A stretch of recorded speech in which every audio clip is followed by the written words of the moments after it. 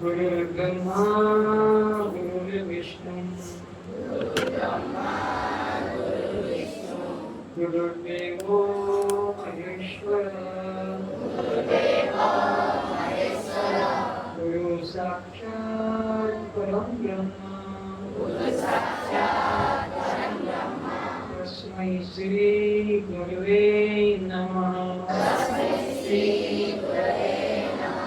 अज्ञानतिमिरान्धस्य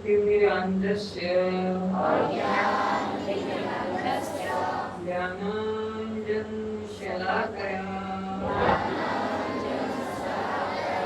चक्षुरुन्मिलितं येन तस्मै श्री गुरुवे नमः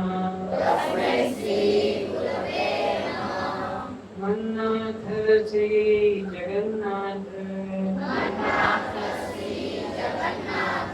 मद्गुरुं श्री जगद्गुरुं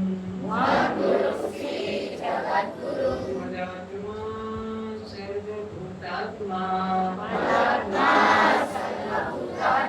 तस्मै श्री गुरुवे नमः असतो मा सत्यमय तमसो मा ज्योतिर्गमय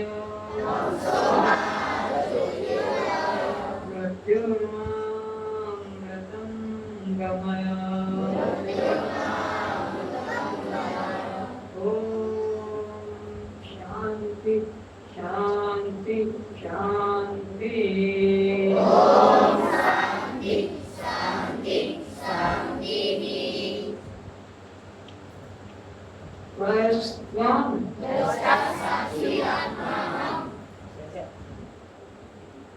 जन्म मरण किसको? भूख प्यास किसको? सुख दुख किसको? मोक्ष किसको? जीव को।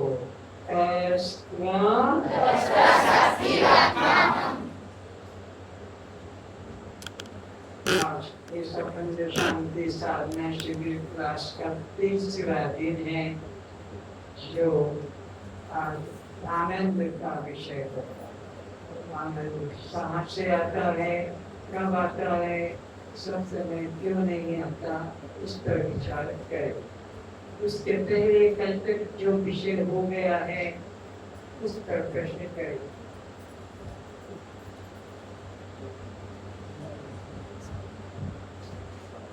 प्रश्न सुनने के लिए, प्रश्न उत्तर सुनने के लिए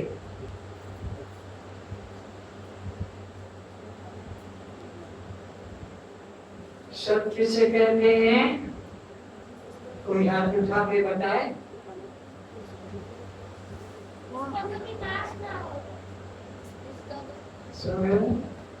जिसका कभी नाश न हो उसे सत कहते हैं, उसका कभी नाश न हो। तुम्हारा हमारा शरीर सत है, बोलो, इसका नाश हो जाता है। क्यों? जिसका जन्म होता है उसकी मृत्यु, तो शरीर का जन्म है, मृत्यु है।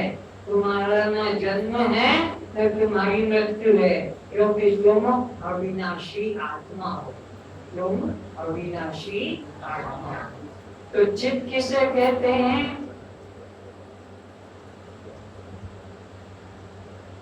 जो चैतन्य है, जो सबको जानता है, उसे कोई नहीं जानता, उसे चित्त कहते हैं।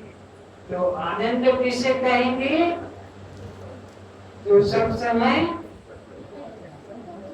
प्रिय होता है, कभी अप्रिय नहीं होता, उसे आनंद कहते हैं। तो वो सत्य चित्त आनंद जिसका स्वभाव है आत्मा का, जिसका स्वभाव है आत्मा का। सबकी आत्मा जो है वो कैसी है? सच्चित और आनंद स्वरूप है। आत्मा का लक्षण क्या है? जल्दी से बोलो।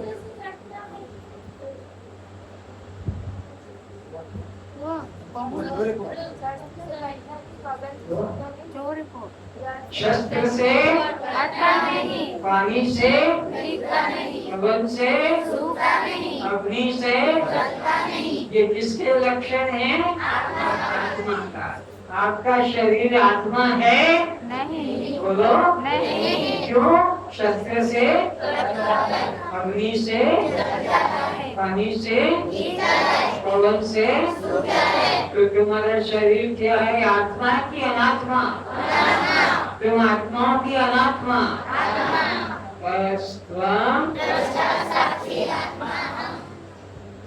तो आप कब सोते हैं? बोलो जल्दी बच्चों। ଯେତେବେଳେ ଶୋଉଛି ମୁଁ ସବୁବେଳେ ଶୋଉଛି, ତେବେ ଜାଗି अनादिकाल से सोता चला आ रहा हूँ। तो कब से सो रहे हैं? सदा से सोते आ रहे। हम कभी जगह नहीं कि आँख खोलना और आँख को ये सोना नहीं और ये जागना नहीं। अपने को देह मानना सोना है और अपने को आत्मा जानना जागना। तो आप कब जागते हैं? जब गुरु से ज्ञान प्राप्त करते हैं। उसके पहले कोई नहीं जागता, सब सो रहे हैं। चाहे वो ट्रेन चला रहे हो, कि हवाई जहाज चला रहे हो, कि मशीन चला रहे हो, कि वो किचन में काम करते हो, कि कहीं भी कुछ काम कर रहे हो, वो सब सो रहे हैं। देह संबंधी जो भी क्रिया हो रही है वे सब सो रहे हैं। तो कौन जागा माना जाएगा? जिसको अपने आत्मा का दिव्य दृष्टा साक्षी आत्मा ये बोल जगेगा, बस वो जागा है, बाकी सब सो रहे हैं।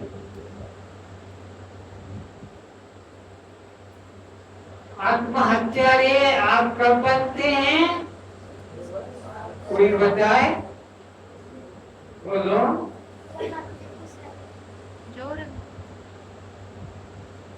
ठीक है, तुम इतने पीछे हो जाते हो तो मेरे को तुमसे फिर पूछना पड़ता है। मैंने इनसे पूछता हूँ, फिर तुमसे पूछता हूँ कि ठीक कहा कि नहीं। और आगे हो जाओ थोड़े। हाँ, आप कब जागते हैं? जब आप बोलो। आत्मा आप कब जागते हैं? जब गुरु से ज्ञान प्राप्त करोगे तब आप अपने को आत्मा जानोगे और तब जाके हुए माने जाओगे। अब ब्रह्म हत्यारे कब बन जाते हैं? भाई लोग, बच्चे लोग बोलेंगे। बोलो। जब हम अपने को ब्रह्म से एक करके जानेंगे तब हम ब्रह्म हत्यारे नहीं रहेंगे। ब्रह्म हत्यारे कब रहेंगे? जब उससे अलग जाने। ब्रह्म से अपने को अलग जो जानता है, ब्रह्म को मंदिर में, तीर्थ में, स्वर्ग में, वैकुंठ में, चित्र में मानता है तो वो सोए हुआ माना जाए, ब्रह्म हत्यारा माना जाएगा।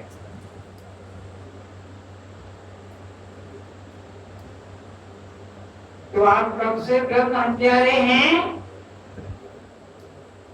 जब से सृष्टि है, जब से हम हैं, हम सदा से ब्रह्म हत्यारे हैं।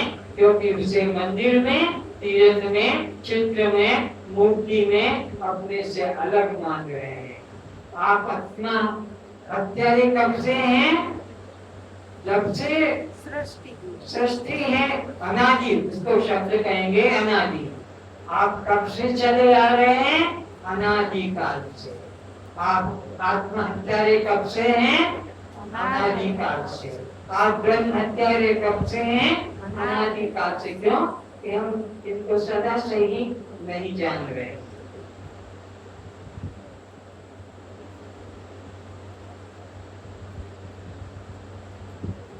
तो अनादि किसको कहते हैं? शब्द का अंदर ही अर्थ है, संधि विच्छेद करो। जो सदा सदा से चला आ रहा है, जिसका कभी प्रारंभ नहीं हुआ, उसको अनादि कहते हैं। तो तुम्हारा कभी जन्म सृष्टि सदा सदा से है, तुम भी सदा सदा से हो, इस कारण से अनादि काल से।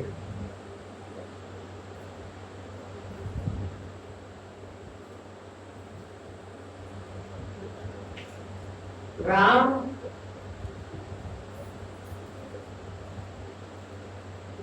कृष्ण ब्रह्मा विष्णु शंकर दुर्गा अम्बा काली गणेश, ये सब क्या है?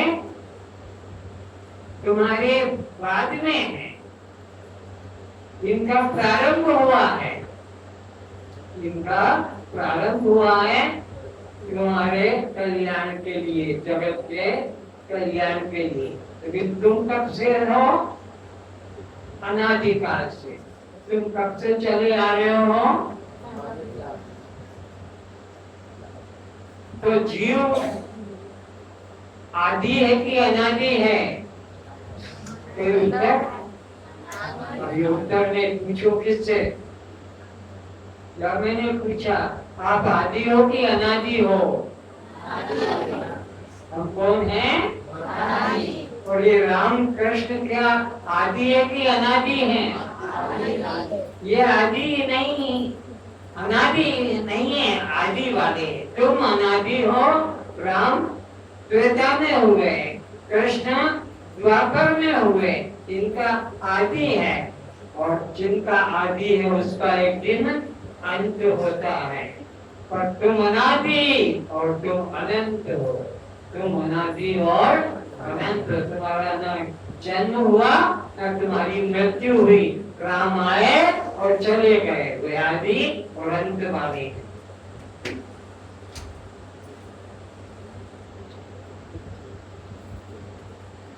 तुम हम सब समय किसे ढूंढ रहे हैं?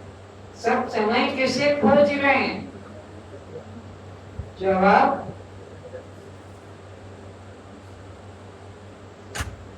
तुम हम सब किसे खोज रहे हैं? तुमको बैठने की व्यवस्था कर दो, बीच में ले लो।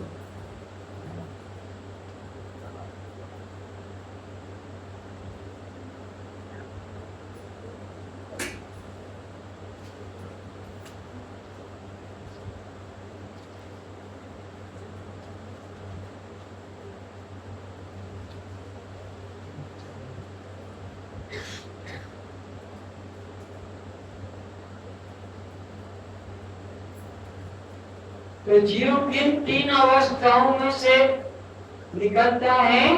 तीन अवस्था कौन सी जीव की? जागृत, स्वप्न, सुषुप्ति। नहीं मालूम है? नोट कर लेना। जीव किन तीन अवस्थाओं में विचरण करता है?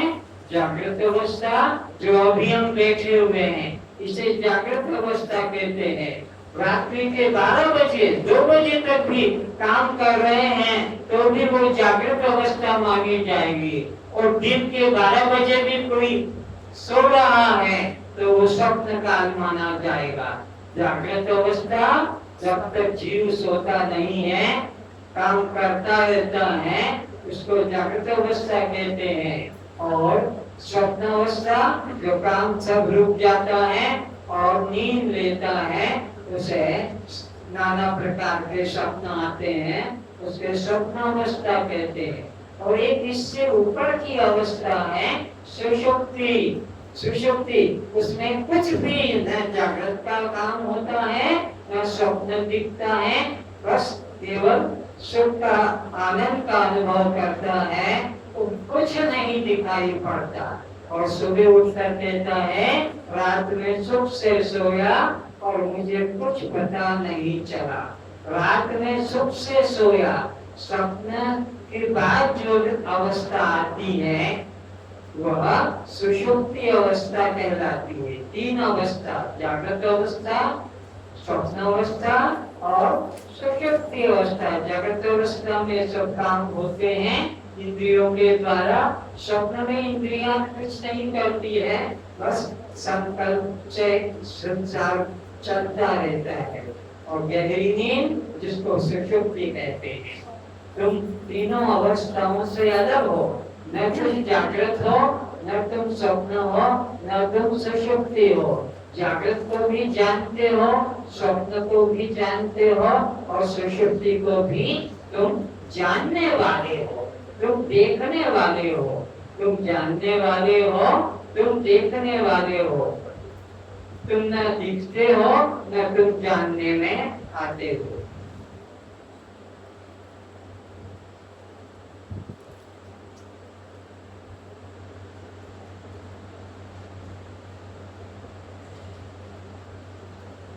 जागृत में दुख आता है, स्वप्न में भी दुख आता है, लेकिन गहरी नींद में किसी को दुख का अनुभव नहीं होता है। और सुबह उठकर कहते हैं रात में सुख से सोया।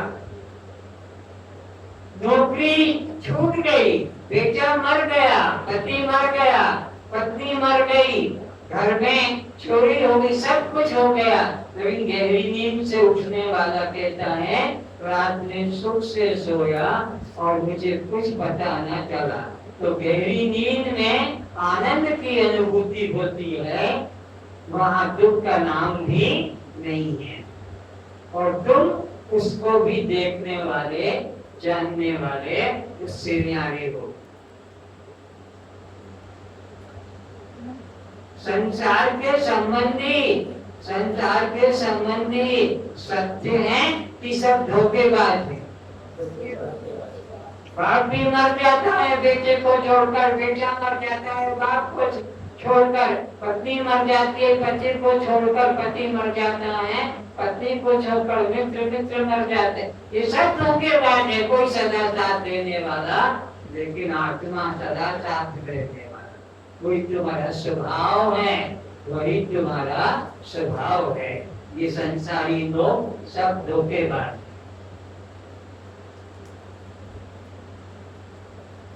जीव कितने लाख योनि में भटकता है, ठीक है।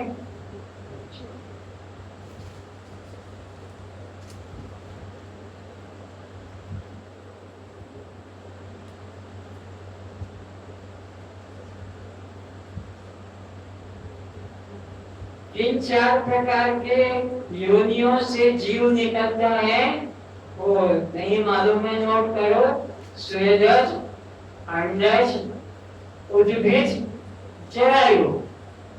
स्वेदज जो पसीने से पैदा होते, पसीने में भी पैदा हो जाते हैं। अंडे से पैदा होने वाले, अंडे से जो पैदा हुए, जमीन से पैदा होने वाले और गर्भ से पैदा होने वाले। स्वेदज, अंडज, उद्भिज, जरायु। जीवों की उत्पत्ति के चार द्वार हैं, स्वेदज, अंडज, उद्भिज, जरायु। तुम अंडज हो कि स्वेदज हो, तुम जरायुज कहलाओगे। गर्भ से जो पैदा निकलता है उसको जरायुज कहते हैं। तुम अभी अंडे से नहीं, अंडे से कब हुए थे? जब मुर्गी बने थे, जब तुम मयूर बने थे, पारा बने थे, चील, तब अंडे से पैदा हुए थे। जब तुम पेड़ पौधे बने थे तब भूमि से पैदा हुए थे, उद्भिज कहलाते थे।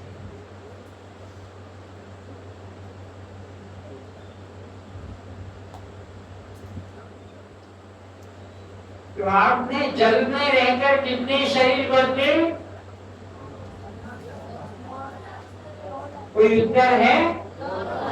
9 लाख। ठीक कहा। तो आपने आकाश में उड़कर कितने शरीर बदले? 10 लाख। तो आपने जमीन के अंदर छुपकर कितने शरीर बदले? तो आपने जमीन से पैदा होने वाले कितने शरीर बदले? बोलो। 20 लाख। तो 4 टांगों से चलने वाले कितने शरीर बदले? 20 लाख। 2 टांगों से चलने वाले कितने शरीर बदले? 4 लाख।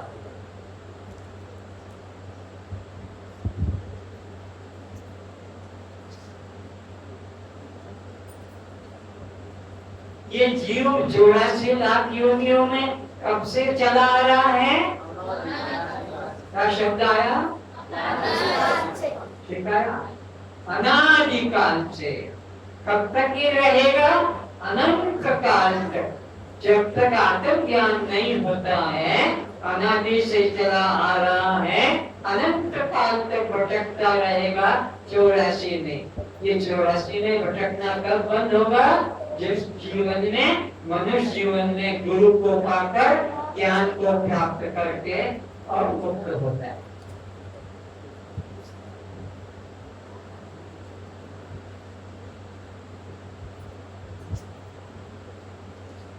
तो 84 का चक्र कब समाप्त होगा?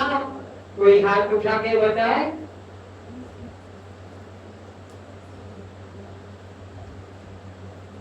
बोलो।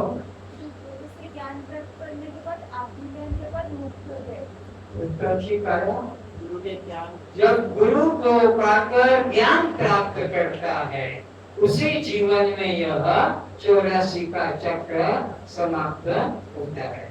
तुम जेल में रखो ना इसको, काय को इतनी देर से लगा रहे हो?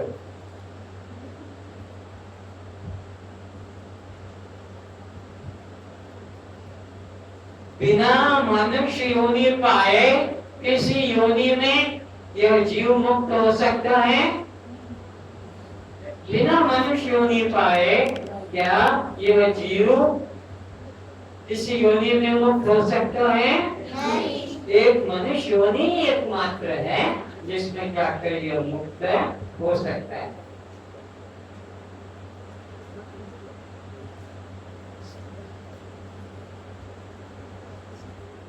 जन्मदिन, बर्थडे, तुम्हारे को किस बात का संकेत देती है? तुम उसका सुनो क्या कहेगा? आयु निकल गए, साल निकल गए। तुम्हारे जो जीवन मिला था परमात्मा ने ज्ञान देने का, पाने का, उतने साल तुम्हारे समाप्त हो गए। कितने बचे उसका पता? तो ये जन्म दिवस मृत्यु की सूचना है। ये जन्म दिवस मनाना तुम्हारा मृत्यु की खबर देता है कि परमात्मा ने जो जीवन दिया था उसमें से इतने साल तुमने क्या किया? व्यतीत कर दिए। और जिसके लिए ये जीवन मिला था वो आत्म ज्ञान अभी तक तुमने प्राप्त नहीं किया। तो 2 बातों की आपको खबर मिलती है, जन्म मृत्यु यह जो मनाते हुए, तो इससे आपको पता लगता है कि आपने कितने वर्ष व्यतीत कर दिए।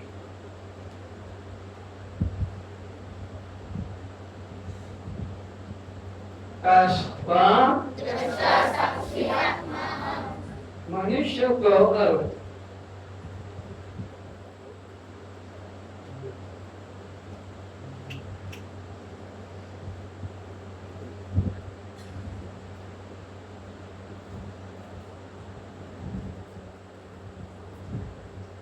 मनुष्य को परमात्मा के लिए एक दृष्टांत दिया, अंधों का हाथी। अंधों का हाथी एक छोटी सी घटना है। एक गांव में हाथी आया तो बहुत बच्चों ने शोर किया, हाथी है, हाथी है, हाथी है। अंधों का हाथी एक दृष्टांत देके समझा रहा हूँ। तो बच्चों ने शोर किया, हाथी है, हाथी। उस गांव में एक अंध आश्रम था। अंध आश्रम में अंधे बच्चे रहते हैं। तो उन्होंने बाहर आए और देखा कि लोग भाग रहे हैं, अंधों का हाथी, अंधों का हाथी। तो पूछा, भाई यह अंधों का हाथी कैसा होता है? हमको तो जानना है। बोले चलो हम हाथ पकड़ कर ले चलते हैं और तुम्हें हाथी तक पहुंचा देते हैं। तो अन्य 5 जिनको भी आंखों से दिखता नहीं था और वह हाथी देखने के लिए गए। जहाँ हाथी खड़ा था वहां जाकर सरस ने खड़ा कर दिया उन 5 अंधों को, और जो 5 अंधे सरस को धन्यवाद देते कि तुमने आज हमको हाथी का दर्शन करा दिया। हाथी क्या होता है? अजगर सांप होता है। अंधा आप तो है नहीं, और 5 अंधों को हाथी के चारों तरफ खड़ा कर दिया उस सरस बाबू ने। और वो कहते आज हमने सरस बाबू की कृपा से हाथी देखा। हाथी अजगर सांप है। तो दूसरा अंधा कहता अरे तू अंधा क्या देखेगा, हाथी तो खूंटे की तरह होता है, खूंटा की तरह लग रहा है उसको। तो तीसरा अंधा कहता अरे तू दोनों अंधे हो, हाथी सूप की तरह लगता है, कूड़े की तरह हाथी।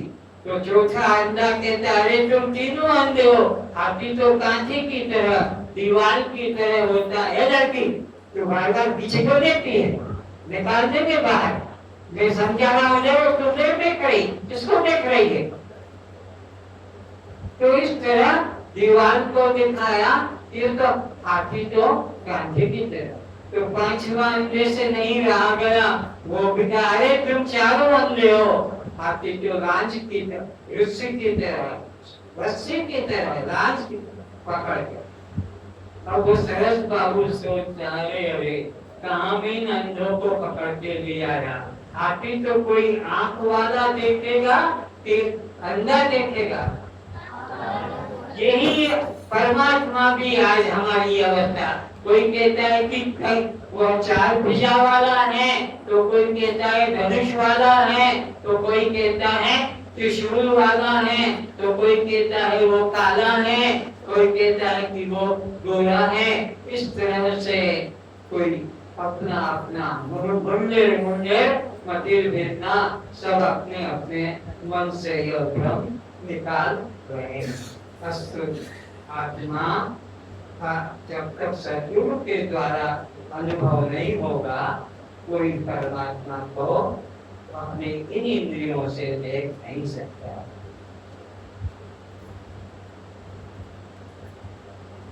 आज का विषय हम 2 दृष्टि से करेंगे, एक देह दृष्टि से और एक आत्म दृष्टि से। तो पहले हम शरीर दृष्टि से विचार करते हैं। कितनी दिशाएं मानी जाती है? ज्योग्राफी के लड़के जानते होंगे, भूगोल शास्त्र के जानने वाले, दिशाएं कितनी हैं? बोलो, कौन कौन सी? पूर्व, पश्चिम, उत्तर और दक्षिण। इस प्रकार से ये 4 दिशा। इनमें यात्रा करने के मार्ग कौन कौन से हैं? 3। या तो कोई आकाश मार्ग से यात्रा करता है, हवाई जहाज रॉकेट से, कोई पृथ्वी पर ट्रेन, बस या वो पैदल कार साइकिल के द्वारा, और कोई जल में यात्रा करता है। तो यात्रा करने के मार्ग कितने हैं? 3 हैं। दिशाएं कितनी हैं? 4 हैं। अब विचार करते हैं कि सभी लोगों की अलग अलग गति है। कोई 1000 माइल प्रति घंटे से उड़ता है, और जहाज कहो कि रॉकेट कहो। कोई पृथ्वी के ऊपर 5 किलोमीटर से लेकर 100, 125, 150 तक की भी यात्रा करता है। कोई पानी में 10-15 किलोमीटर। यात्रा के मार्ग अलग अलग है, साधन अलग अलग है, गति अलग है। आश्चर्य क्या है? सब एक जगह पहुंचा। आश्चर्य क्या है? सब एक ही जगह। 1000 माइल प्रति घंटे की वाला 150 किलोमीटर प्रति घंटे की चाल से चलने वाला 15 या और भी कम, लेकिन सब एक जगह पहुंच जाते। यहाँ तक कि बिना चले बिस्तर पर पड़े भी सब एक जगह पहुंच जाते हैं, और वो जगह है मृत्यु। सब लोग कहाँ जा रहे हैं? चाहे अर्जान में जाए, विदेश में जाए, चंद्रलोक सूर्यलोक जाए या पृथ्वी पर, जब सब जो जन्मा है वो एक दिन मरता है, वो सदा रह नहीं सकता है। तो परमात्मा का चमत्कार क्या है? सब लोग मृत्यु को प्राप्त होते हैं। शरीर दृष्टि से सभी लोग मृत्यु को प्राप्त होते हैं। और ये तुम्हारा जन्म दिवस भी तुम्हें यही याद कराता है कि इतने वर्ष तुमको मिले हैं, उसमें से इतने तुमने समाप्त कर दिए हैं, कितना बाकी है इसका पता नहीं है। यहाँ जितने भी आए हैं शरीर दृष्टि से सबकी एक दिन मृत्यु होती है। इस तरह से मृत्यु हो रही है। इस प्रकार से देखेंगे, ये जो नीचे बोतल भरा है, बोतल में बालू रेती भरी है, समझाने के लिए। इसको मैं जब इधर से करता हूँ, ये इसका जीवन है और अब इधर ये लौट कर उतर रहा है, ये ऊपर से उतर रहा है। इसी प्रकार मटकी ये जो इधर रखी है, इसमें जो पानी भरा है वो नीचे वाली मटकी में उतरता जा रहा है। ऊपर वाली शीशे की बोतल से नीचे की शीशे की बोतल में बालू रेती जा रही है, उधर मटकी से वह जा रहा है। इसी तरह तुम्हारा जीवन भी श्वास श्वास से बाहर जा रहा है।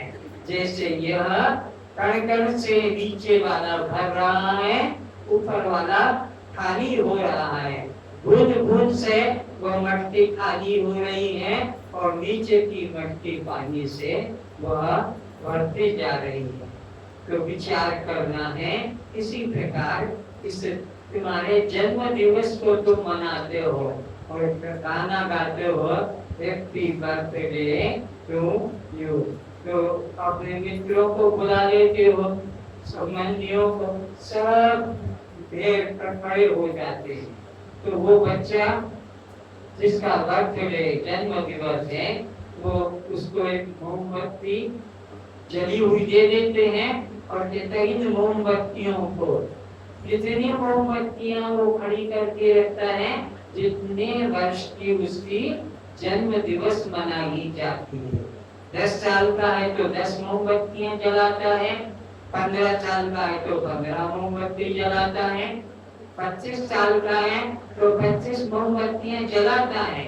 और फिर उसको बच्चे लोग शोर करते हैं, हैप्पी बर्थडे टू।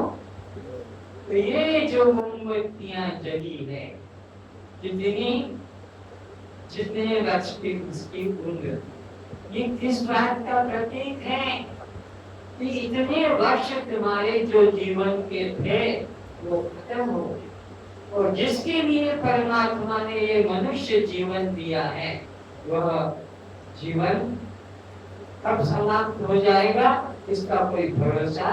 इसलिए अपने कल्याण में कभी देरी मत करना, आत्म ज्ञान पाने में कभी आलस्य मत करना।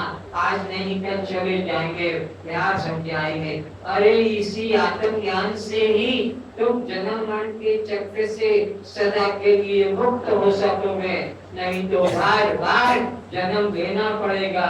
कभी सुअर बनकर, कभी कुत्ता बनकर, कभी बिल्ली बनकर, कभी बाघ बनकर, कभी लड़के सीधे बैठो, इधर उधर मत झुको, सीधे रहो। तो इस तरह से अलग अलग योनियां, ये देखो देखते देखते ये नीचे सब चला गया। ये जीवन तुम्हारा, ये तुम्हारा जीवन हो गया खाली। ये जो श्वास जा रहा है, दिन जा रहा है, सप्ताह जा रहा है, महीना गिनती तुम्हारी जा रही है, वर्ष जा रहे हैं और जाते जाते जीवन समाप्त हो। इसी तरह वो मटकी ऊपर वाली खाली हो जाती है, नीचे वाली भर जाती है। तो तुम्हारा जीवन हर श्वास में खाली हो रहा है। इसलिए श्वास श्वास में नाम सुमिर भगवान की याद करो, आत्मा की याद करो कि मैं दृष्टा साक्षी आत्मा हूँ। ये भाव मन में रखोगे तो तुम्हारा कल्याण हो जाएगा। और अगर तुमने अपने को लड़का या लड़की, जवान या बूढ़ा, गोरा या काला, हिंदू या ब्राह्मण, उड़िया या बंगाली, अगर ऐसा देह रूप में माना तो फिर 84 लाख का चक्र तुमको काटना पड़ेगा, बचना नहीं पड़ेगा। असलो यह मोमबत्तियां जलाने का इशारा यही है कि इतने वर्ष तुम्हारे जलाया और फिर उसको बुझा भी देता। उस बच्चे से कहते हैं अब इन मोमबत्तियों को जो तुमने जलाया है उसको तुम ही बुझाओ। फिर वो बच्चा एक एक को ऐसे करता जाता।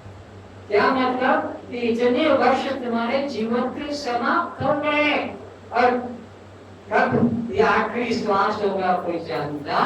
तो यह जलाना जन्म का प्रतीक है और बुझाना मृत्यु का प्रतीक है।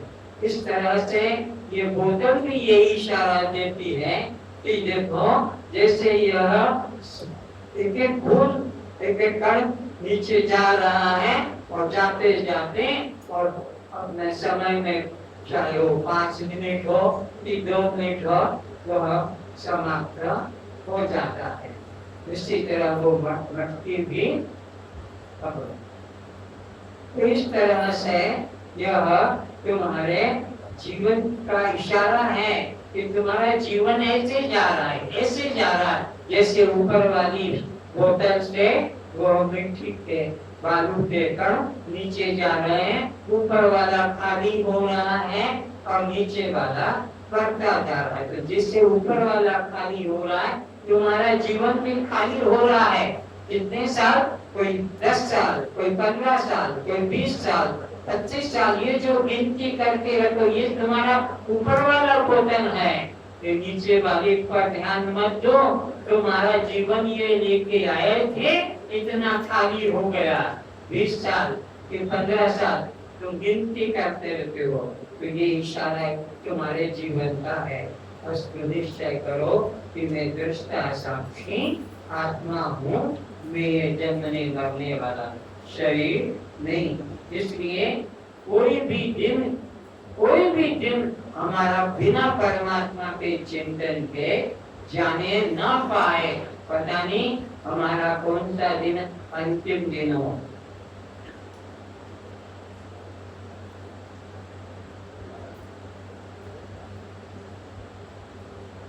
ये तुम्हारी गाड़ी, ये तुम्हारा बंगला, ये तुम्हारी कोठियां, ये तुम्हारा परिवार बच्चा सब यहीं रह जाएगा और तुम अकेले ही मृत्यु के द्वारा जलाए जाओ।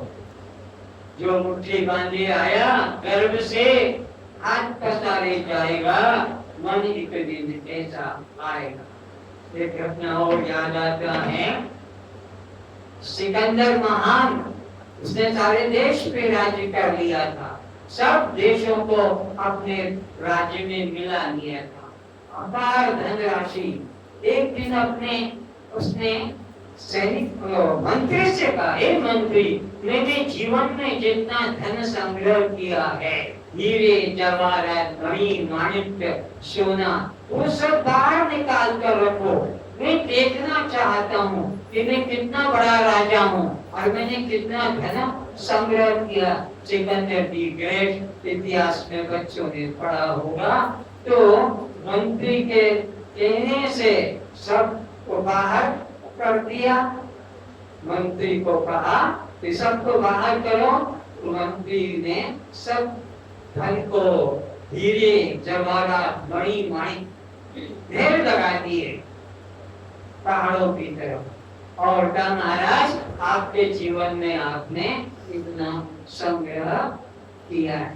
तो बड़ा गर्व आया कि मेरे बराबर कोई इतना शक्तिशाली बहादुर राजा नहीं रहा है, ऐसा उसको मन में।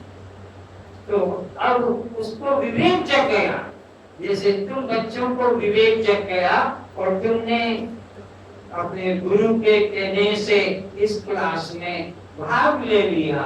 तो ये तुम्हारे को विवेक जग रहा है कि अगर ये ज्ञान हम पा जाएंगे तो हमारा कल्याण हो जाएगा, हमको जन्म मरण के चक्र में आना नहीं पड़ेगा। सिकंदर को भी विवेक जग गया, इतना धन मैंने संग्रह किया, और इस धन को पाने के लिए कितने राजाओं को, छोटे छोटे राजाओं को मारा, कितने मंत्रियों को मारा, कितने सैनिकों को मैंने मारा, कितने हाथी, कितने घोड़े युद्ध के अंदर मारे गए, उनकी कितनी पत्नियां विधवा बन गई, कितने बच्चे अनाथ बन गए, कितना घर ध्वंस हो गया।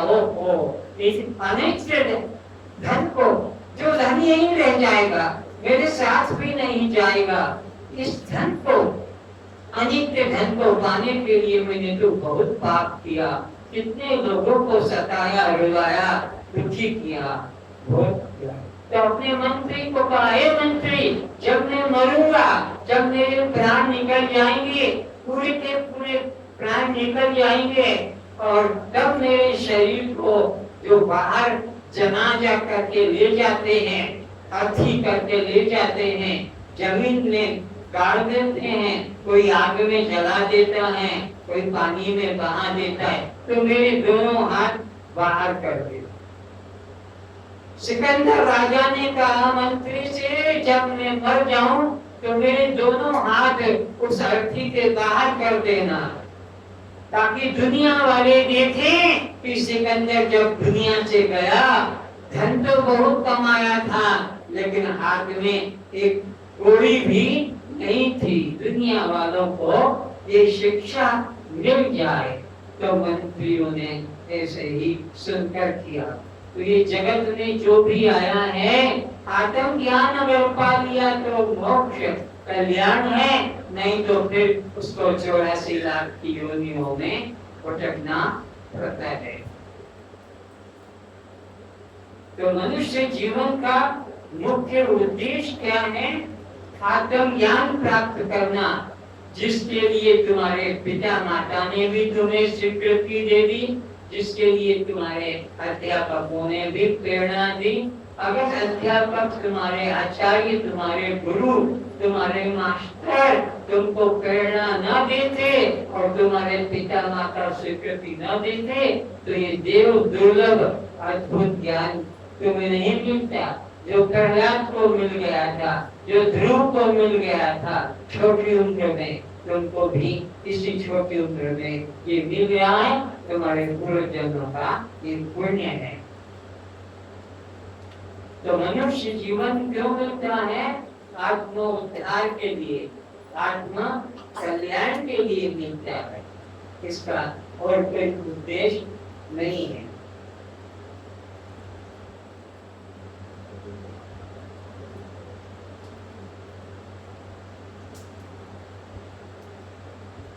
उठ जाग मुसाफिर भोर भई, अब रैन कहाँ जो सोवत है। अरे उठो उठो, जागो, कब तक सोते रहोगे अज्ञान निद्रा में? ये जीवन हाथ से चला जाएगा, फिर पछताना पड़ेगा, फिर 84 लाख योनियों का चक्कर काटना पड़ेगा। कैसे 84 लाख का चक्कर काटोगे? 9 लाख तो जल में रहने वाले, 10 लाख आकाश में उड़ने वाले, 11 लाख जमीन में छुप कर रहने वाले, 20 लाख जमीन से निकलने वाले, 30 लाख 4 टांगों से चलने वाले, और 4 लाख 2 टांगों से चलने वाले। ये योनियों में भटकना पड़ेगा।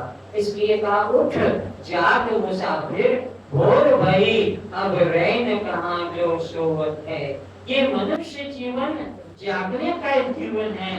मनुष्य जीवन के अलावा जितने जीवन है, बस पेट भरो और मर जाओ, पेट भरो, बच्चे पैदा करो और मर जाओ। ये मनुष्य जीवन ऐसा है जिसमें हम आत्म ज्ञान प्राप्त कर सकते हैं।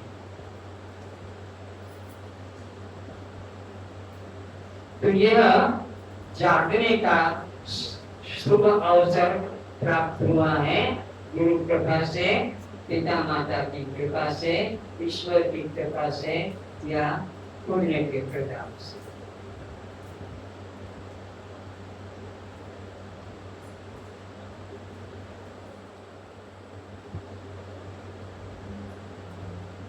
लक्ष्य सबका एक है, क्रियाएं अलग अलग है, किंतु लक्ष्य सबका, चाहे वो पशु हो, पक्षी हो, कीट पतंग हो, या हाथी घोड़ा हो, कि वह मनुष्य हो, सबका लक्ष्य एक है, कैसे हम दुख से छूटे और अखंड आनंद को प्राप्त कर सके। तो क्रिया में भेद है, सबका लक्ष्य तो एक है। एक घटना, एक धोबी कपड़े धो रहा था, उसके हाथ में कपड़े धोते धोते एक महिला का स्कार्फ हाथ में आ गया। उसने देखा, उसका मन विचलित हो गया उस कपड़े को देखकर कि ये कपड़ा इतना सुंदर, इतना सुगंधित महक वाला, जो इसको पहनता होगा, जो धारण करता होगा, वो कितना आनंदित होगा। मैं उससे अगर प्यार करूंगा तो मेरा जीवन कितना सुखी हो जाएगा। ऐसा धोबी ने अपने मन में यह पाप विचार लाया और उस कपड़े धोने के काम को तो छोड़ दिया और उस कपड़े को अपने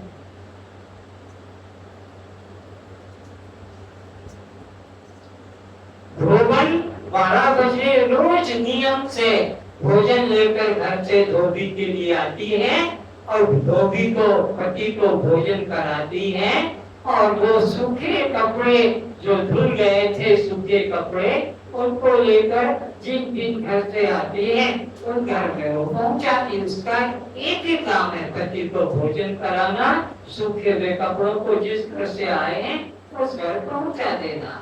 तो जब वो 12 बजे भोजन लेकर आई और देखा कि उसका पति ऐसे करके सोया है, तो उसको कहा, क्या तुम्हारी तबीयत खराब है?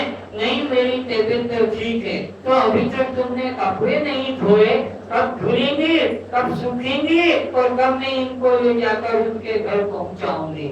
उनमें कपड़े नहीं धोऊंगा। क्यों नहीं धोऊंगा? ये बताओ, ये स्कार्फ किसका है? और जिसका भी होगा, मेरा काम है उसके घर पहुंचा दूंगा। नहीं नहीं, मुझे बताओ क्यों? मेरे को इससे प्यार करना है। उस धोबन ने सोचा, विनाश काले विपरीत बुद्धि, इसका नाश का काल आ गया है, मृत्यु का, इसलिए ये कहता कि मैं इससे प्यार करूंगा। धोबन ने रोते रोते कपड़े धोए, वो अपना स्कार्फ को लेकर रहा।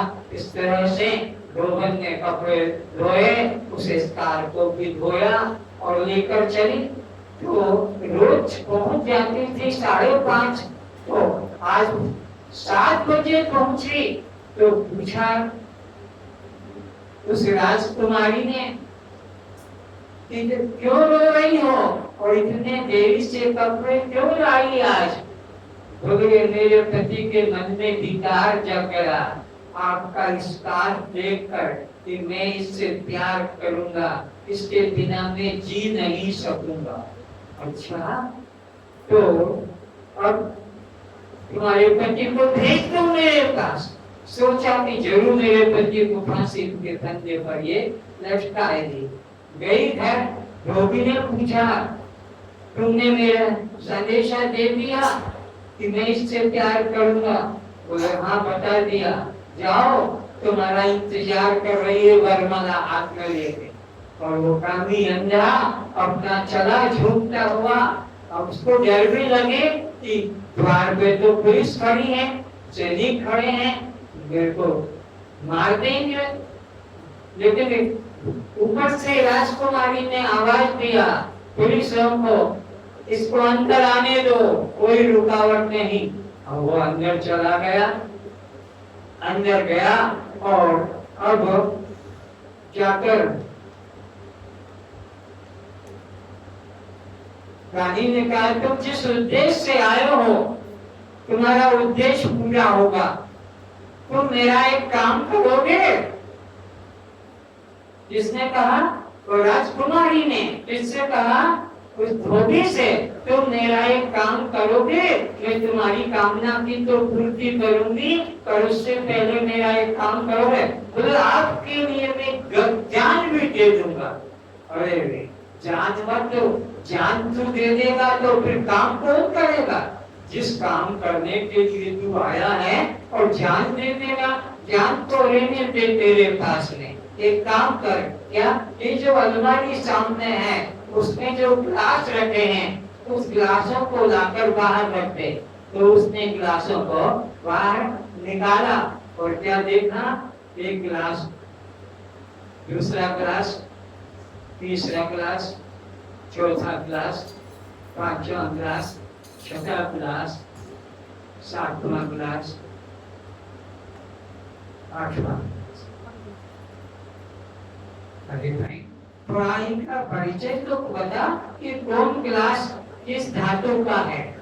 बोली सीधी बात है, मिट्टी है, एल्यूमिनियम है, तो ये तांबा है, यह कांसा है, यह स्टील है, यह चांदी का है और यह सोने का। तो बहुत फर्क जानता है, बहुत बड़ा फर्क है। अब एक काम कर, वो जो सुराही है उस सुराही से सब में पानी भर दे, कोई भरते भैया थोड़ा थोड़ा, और भरने के बाद राजकुमारी ने कहा सबने पानी भर दिया? हाँ ठीक है, इधर हो जाओ। अब एक काम और करो। क्या? ये तो तुमने बता दिया कि कौन ग्लास किस धातु का है और पानी भी सामने भर दिया है, तो अब ये और बताओ कि किस ग्लास का जल में क्या स्वाद है? राजकुमारी ने कहा उस से ध्रुवा से कि ग्लास बता दिए, जाति भी बता दी, पानी भी सबने एक समान डाल दिया, तो ये तो देख के बताओ इस ग्लास का जल का स्वाद कैसा है, इस ग्लास के जल का स्वाद कैसा है। ऐसे करते करते इस ग्लास के जल का स्वाद कैसा है, इस ग्लास के जल का स्वाद कैसा है, कुछ बताओ। तो वो धोबी ऐसे देखने लगा राजकुमारी को, क्या देख रहे हो? अरे तुम्हारा दिमाग ठीक है क्या? राजकुमारी को कहा, क्यों? गिलास अलग अलग है पर पानी तो सब में, तो उसमें चाहे वो तांबे का हो कि प्लास्टिक का हो कि मिट्टी का हो कि स्वर्ण का हो, क्या फर्क पड़ेगा? अरे फर्क क्यों नहीं, सोना है, चांदी है या स्टील है, कांसा, ना पानी तो सब में एक है। अब उस धोबी को विचार आ गया, मैं यहाँ क्यों आया हूँ? मेरी घर की पत्नी, मेरी आज्ञा में रहने वाली, मेरी सेवा करने वाली, इतनी सुशील सज्जन, और उसको छोड़ के और मैं इस कार के पीछे पागल होकर इस चमड़े के पीछे यहाँ आया हूँ। अरे मैं चमार हूँ, चमार। चमार वो जो चमड़े को देखकर रीझता है। ये पुरुष लोग अपनी पत्नी के सौंदर्य का त्याग करके, सज्जनता का त्याग करके अन्य स्त्री के चमड़े के पीछे दीवाने हो जाते हैं और घर में अशांति पैदा करते हैं। तो वह वहां से प्रणाम करके चला, हे देवी मैं तुमको प्रणाम करता हूँ, तुमने मेरी आंखें खोल दी, मैं अपनी धर्म पत्नी का त्याग करके और तुम्हारे पास आया था। और आज से आपने ये जो मेरे से प्रैक्टिकल कराया कि गिलास अलग अलग है, पानी सब में एक है, ऐसे ही शरीर सबके अलग अलग है, लेकिन जीव सब में एक है। जीवात्मा में कोई फर्क नहीं है। मेरी आंखें खुल गई है, मेरे को बोध जग गया। तो ये विवेक की बात है। परमात्मा सब में एक है, शरीर अलग अलग है। ये जो 84 लाख प्रकार की गिनती कराई, 9 लाख, 10 लाख, 11 लाख, 20 लाख, 30 लाख, 4 लाख, 84 लाख शरीरों के भेद हैं, लेकिन इसमें जो रहने वाला है, इसमें जो विचरण करने वाला है, उस जीवात्मा में किसी प्रकार का भेद नहीं है, और वो ही जीवात्मा का अपना स्वरूप है। अस्तु, निश्चय करो कि परमात्मा व्यक्ति नहीं शक्ति है। ठीक है, देखिए इधर ट्रेन खड़ी है और उसे ड्राइवर चला रहा है।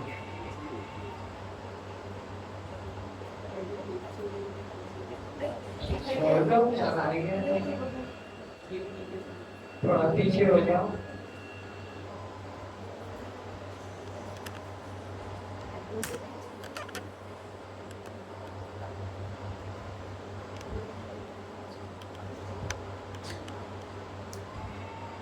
ट्रेन चल रही है, किसके ऊपर चल रही है? पटरी के ऊपर। पटरी अचल है, ट्रेन चल रही है, तो ट्रेन का सहारा पटरी है। पटरी टूट जाए तो ट्रेन आगे नहीं जा पाएगी। तो निश्चित करो ये ट्रेन जीवात्मा है और पटरी परमात्मा है। पटरी क्या है?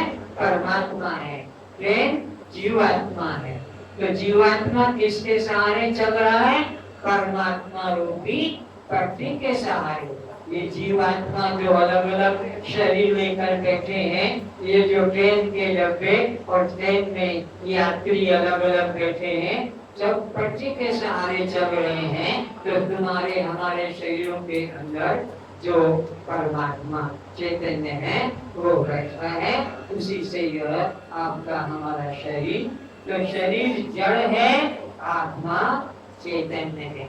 शरीर जड़ है और आत्मा चैतन्य है। तुम कौन हो? तुम आत्मा हो। तुम कौन हो? तुम शरीर जड़ नहीं हो। इस तरह से ट्रेन रुक गई स्टेशन पर पहुंचकर। तो अब इस ट्रेन के द्वारा हमें क्या बोध मिला कि एक तो चलता है, एक तो चलता है और एक पटरी अचल रहती है। परमात्मा अचल पटरी की तरह है और ये जीवात्मा 84 लाख योनियों में भटकता है, भटकता आ रहा है। जब तक आत्म ज्ञान नहीं होगा यह इसी तरह फंसा रहेगा। इसीलिए परमात्मा को बारे में कहा है कि परमात्मा व्यक्ति नहीं, परमात्मा शक्ति है। परमात्मा व्यक्ति नहीं, परमात्मा शक्ति है। तो शक्ति का हमेशा अनुभव होता है, दर्शन नहीं होता है। आप इस रुमाल को देख सकते हैं, ये साकार है, साकार है, इसे देख सकते हैं, पर किसके सहारे ये हिल रहा है? हवा को देखा नहीं जा सकता। क्यों? हवा शक्ति है और यह वस्तु है। तो वस्तु का आकार होता है परमात्मा शक्ति, वो निराकार है, उसका अनुभव किया जा सकता है।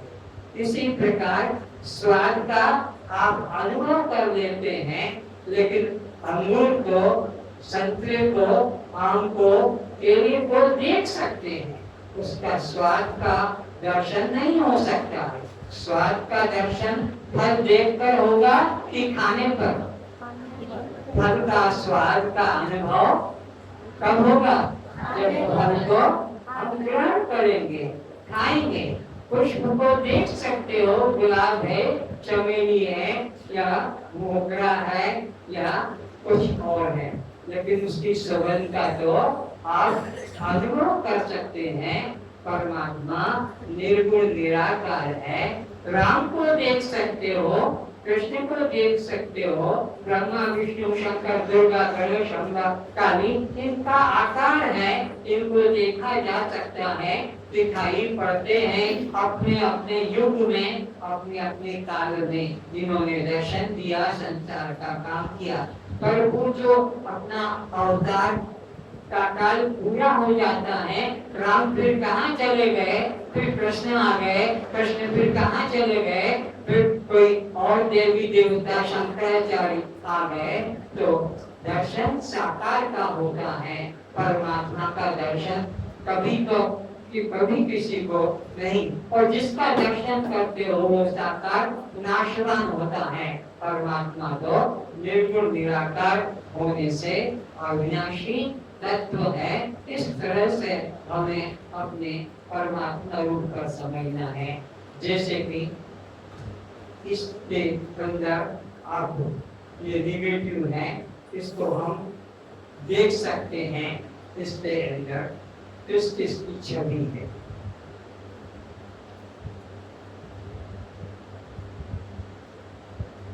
इनका फोटो आ सकता है, लेकिन राम का जो ओरिजिनल फोटो है, कृष्ण का जो ओरिजिनल फोटो है, वो निगेटिव में नहीं आएगा।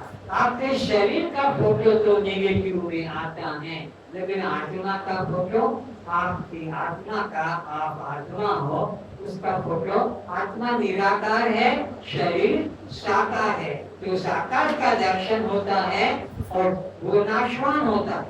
यह दृष्टम तन्नष्टम, जो जो साकार है, राम मर गए, कृष्ण मर गए, दुर्गा, अम्बा, काली, गणेश सब आए और गए, जन्मे और मरे, लेकिन आत्मा का न जन्म होता है और न मृत्यु। बस तुम वो आत्मा तुम हो। तुम्हारा भी शरीर राम की तरह जन्मा मरा, कृष्ण की तरह जन्मा मरा, तुम्हारा भी शरीर दुर्गा, अम्बा, काली की तरह जन्मा और मरेगा, लेकिन तुम नहीं मरोगे। लेकिन तुम नहीं, तुम्हारा शरीर मरेगा, तुम्हारा शरीर जन्म और मरण पाएगा, लेकिन तुम्हारा न जन्म है न मृत्यु है। तुम अमर आत्मा हो, तुमको कोई मार नहीं सकता। नैनम छिन्नन्ति शस्त्राणि नैनम दहति पावकः न च उग्रयते तापः न शोषति मारुतः। तुमको न कोई शस्त्र काट सकता। शस्त्र किसको काटेगा? चाकू, तलवार, छुरी, ब्लेड, सुई शरीर को लगेगी, आत्मा को नहीं लगती है। तो कौन चलेगा?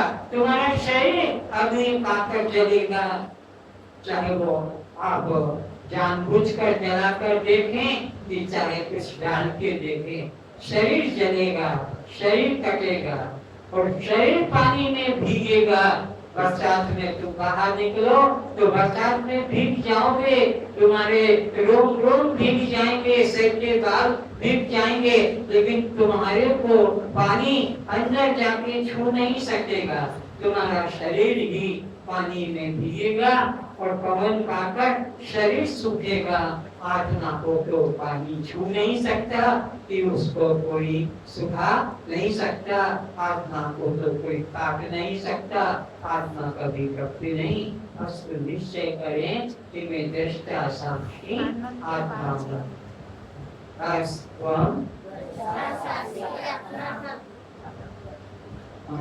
तो इस तरह से अपने को निश्चय करें कि मैं कौन हूँ?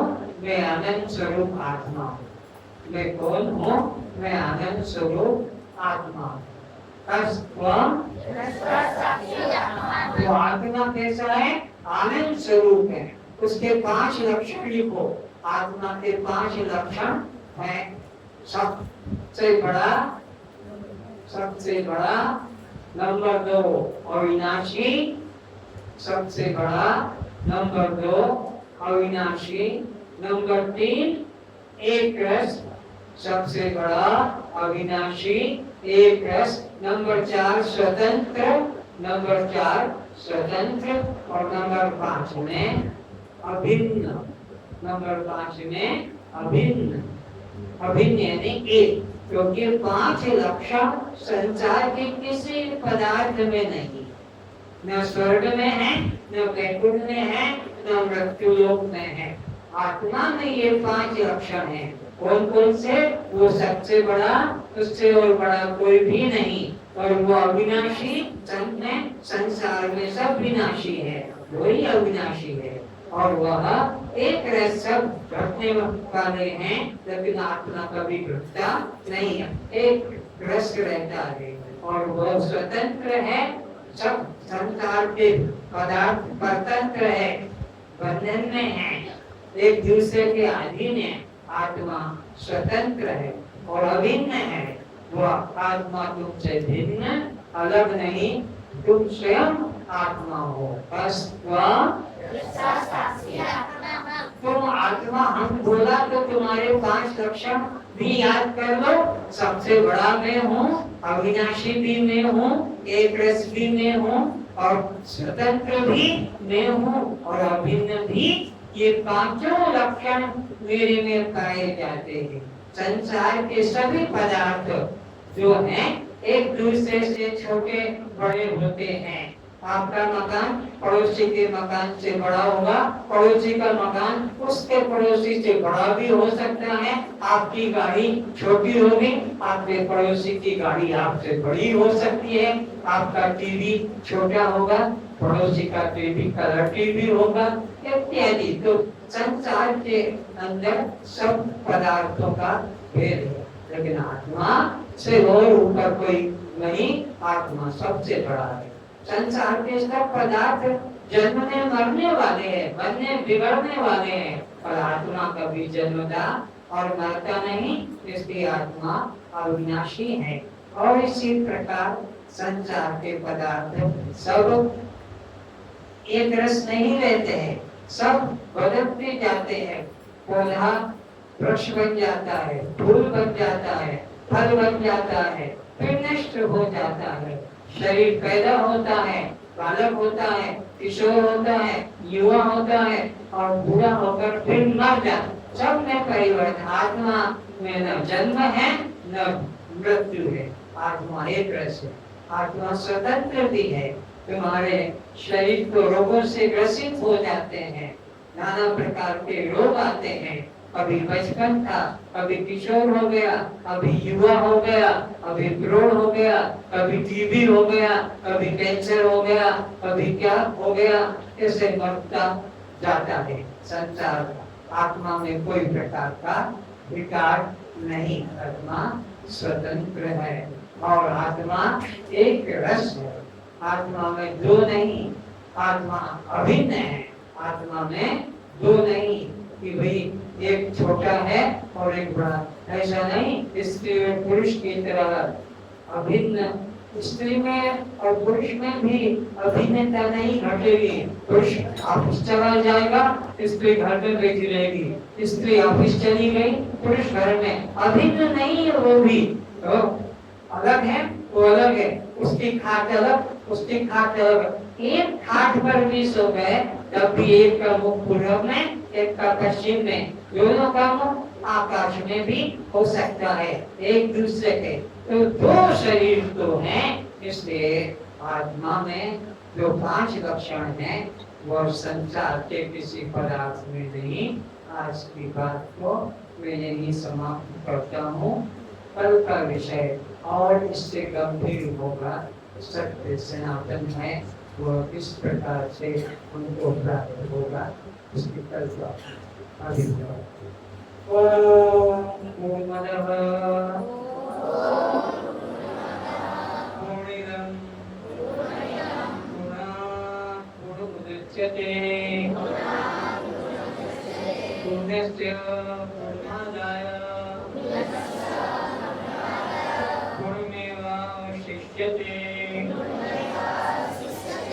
ओम शांति शांति शांति।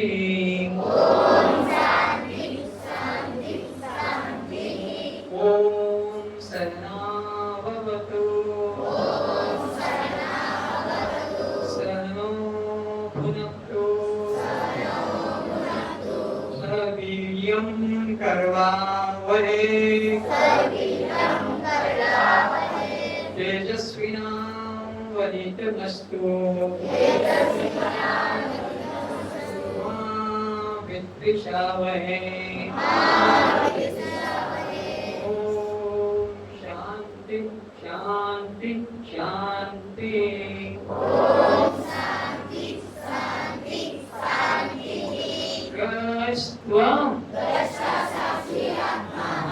सब जड़ हैं, जड़ हैं, दृश्य हैं, अनात्मा हैं, अनात्मा हैं, शव हैं, शव हैं, पर प्रकाश हैं, तो फिर बद्ध हैं, बद्ध हैं, बद्ध हैं, तो फिर भूख प्यास किसको, सुख दुख किसको, बंधन मोक्ष किसको, बंधन मोक्ष किसको, जीव को, बंधन मोक्ष किसको, जीव को, सुख दुख किसको, मन को, सुख दुख किसको, मन को, सुख दुख किसको, मन को, फिर भूख प्यास किसको, प्राण को, भूख प्यास किसको, प्राण को, जन्म मरण किसको, शरीर को, कस्त्वम